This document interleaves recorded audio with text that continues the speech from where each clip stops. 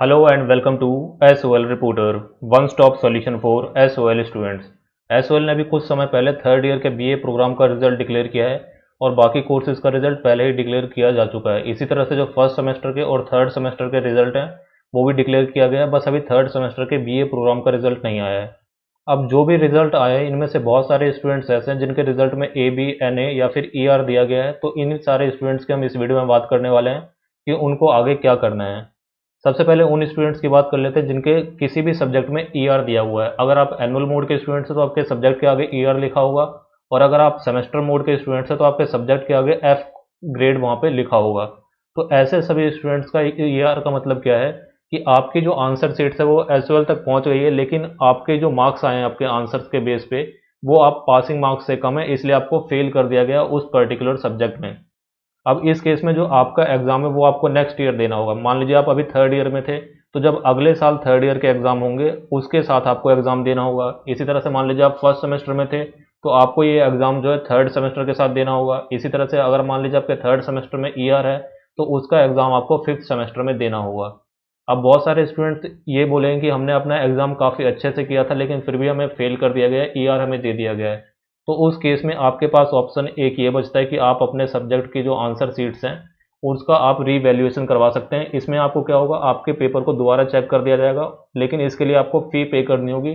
लगभग शायद शायद ₹750 या ₹1000 के आसपास की फ़ीस है, वो आपको पे करनी होगी। अब रीवैल्यूएशन अगर आपको करवाना है तो अगर आप थर्ड ईयर में हैं तो आप चाहें तो करवा सकते हैं। बाकी सेमेस्टर मोड के स्टूडेंट्स के लिए मैं सजेस्ट नहीं करूँगा। आप जो अगला सेमेस्टर होगा थर्ड सेमेस्टर या फिफ्थ सेमेस्टर उसके साथ आप दे देंगे, कोई वहाँ पे दिक्कत नहीं है। लेकिन अगर आप थर्ड ईयर के स्टूडेंट्स हैं और आपका ये लास्ट ईयर है, तो अगर आप चाहें तो रीवैल्यूएशन के लिए जा सकते हैं। इसके लिए आपको एसओएल नॉर्थ कैंपस जाना पड़ेगा। बाकी इसके ऊपर एक वीडियो भी मैंने बनाई हुई है, आप सर्च करेंगे एसओएल रिपोर्टर रीवैल्यूएशन प्रोसीजर तो आपको मिल जाएगा, या फिर जो FAQ वाली प्लेलिस्ट है उसमें भी आपको ये वीडियो मिल जाएगी रीवैल्यूएशन के रिगार्डिंग, तो वो वीडियो आप देख सकते हैं। अगर आपका ईआर आया है तो आपको नेक्स्ट ईयर पेपर देना होगा या फिर आप रीवैल्यूएशन के लिए जा सकते हैं।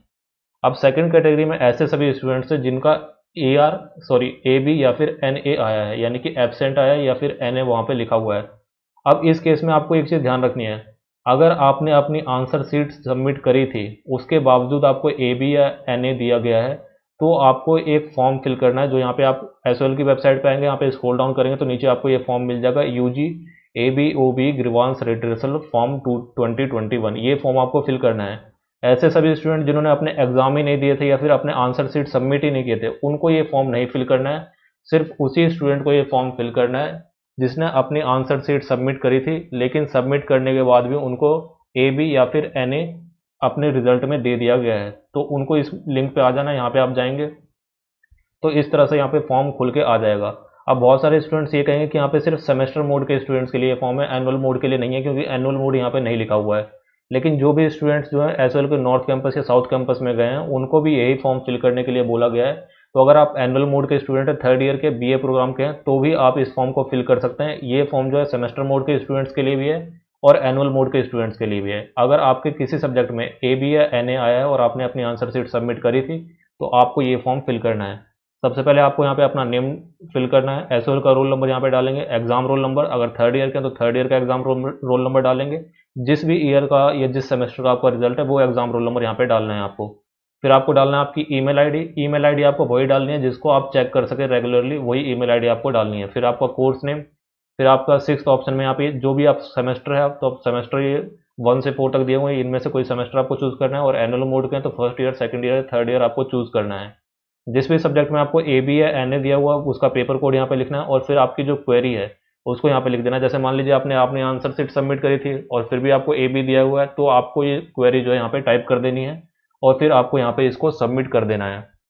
सबमिट करने के बाद आपके सामने एक एक वहाँ पे नोटिस आ जाएगा कि आपको जो है इसके रिगार्डिंग अब एसओएल कैंपस आने की ज़रूरत नहीं है। आपको इसके रिगार्डिंग जो